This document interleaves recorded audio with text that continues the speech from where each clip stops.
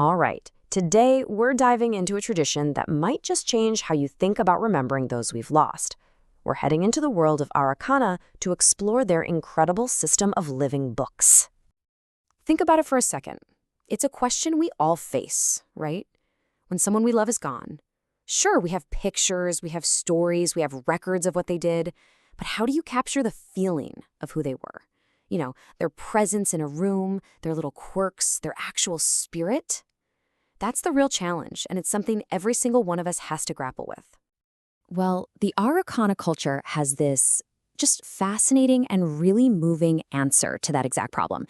They call it the Qetamarra, which translates to the life books.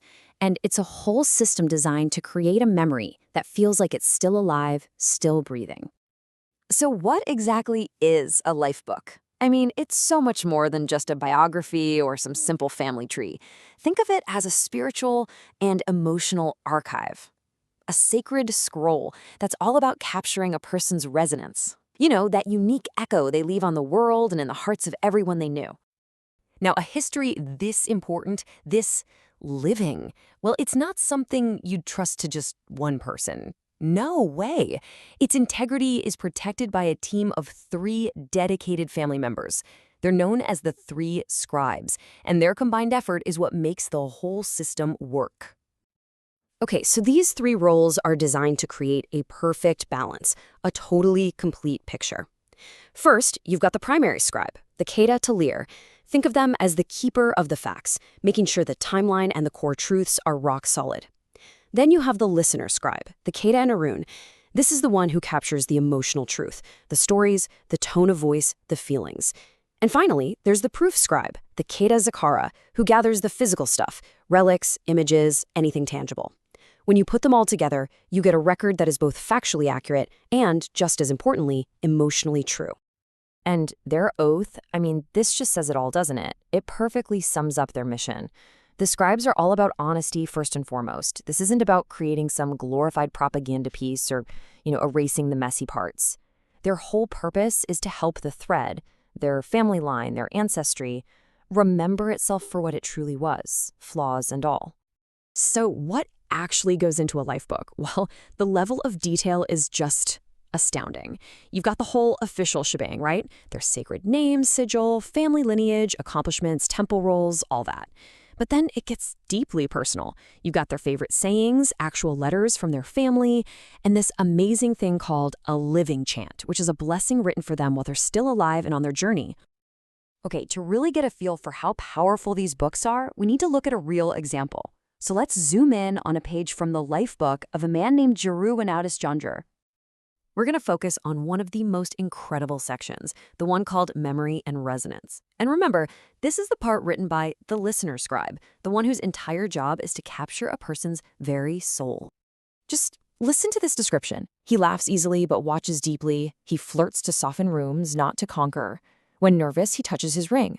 See, it's not about what he did, it's about who he was. That one line, he laughs easily but watches deeply, tells you more about this man's character than an entire resume of achievements ever could. It captures his habits, his intentions, his essence. Here's another really powerful section. This one captures the person's own voice, their philosophy. It's all about preserving the wisdom they actually shared during their life. This was Arreqqana's personal motto, and by recording this, the life book basically ensures his philosophy, his wisdom, can keep guiding future generations. It's not just a quote, it's living advice. But as powerful as all of that is, the most profound entry in the entire book is the final one. It's the one written only after a person has passed, when all 3 scribes come together one last time. It even has its own ceremonial title, The Page Where the Thread Comes to Rest. And I just love that phrasing. It's not about death being an end. It's about a settling, a beautiful completion of a pattern. And the page actually opens with that beautiful sentiment. It immediately frames the moment not as a terrible loss, but as a kind of peaceful resolution. It's like saying, the work is done, the thread has found its perfect place in the great tapestry of our family. And here's what's so important about this final page. It's not a resume. It doesn't list their accomplishments. Instead, it asks a much, much deeper question. What did they carry? What qualities did this person carry with them through the world? What was the actual weight and texture of their presence? And look at this incredible example from an elder's book. He carried steadiness and it changed our pace. Wow. That just perfectly captures his impact on the entire community, doesn't it? His calm presence literally changed the rhythm of life for everyone around him. Now that is a true legacy. The whole page builds to this, the Soul Legacy Declaration. It's spoken aloud as the entries sealed, and this phrase is just so powerful. Your mistakes are forgiven into wisdom. Your love is released into the house. It's this incredible moment of grace, turning flaws into lessons, and making sure that the love they gave doesn't die with them. It becomes a permanent part of the home. And this is super important. These books are not just artifacts that collect dust on a shelf. Not at all. They're brought out for big ceremonies, for rites of passage, for any moment of remembrance. They're an active, vital part of everyday family life for the Arreqqana. And this really gets to the heart of their entire philosophy.